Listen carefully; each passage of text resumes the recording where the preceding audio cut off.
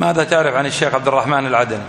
الشيخ عبد الرحمن العدني من المشايخ الفضلاء ومن طلاب العلم النجباء.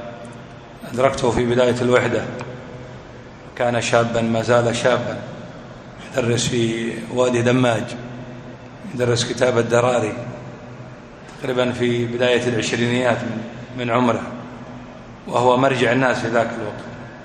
فالشيخ عبد الرحمن ميزه الله جل وعلا بدماثة الأخلاق وحسن التعامل والحلم والحكمة وسعة ذاكرته وحفظه، خصوصا في الفقه، كان آية في الفقه. وكان شيخنا مقبل يسأله ويراجعه في بعض المسائل، ثم اغتالته الأيدي الآثمة في مركزه في الفيوش عندما كان قاصدا الجامع ويحمل معه كتاب علم، فجاء هذا الداعشي ومن سانده باغتياله فأطلق عليه النار وهو يقول له اتق الله اتق الله حتى أرداه صريعا.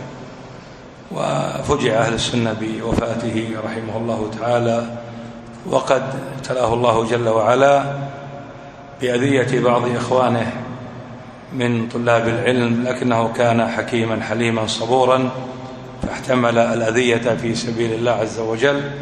ونسأل الله جل وعلا أن يبلغه منازل الشهداء يوم القيامة.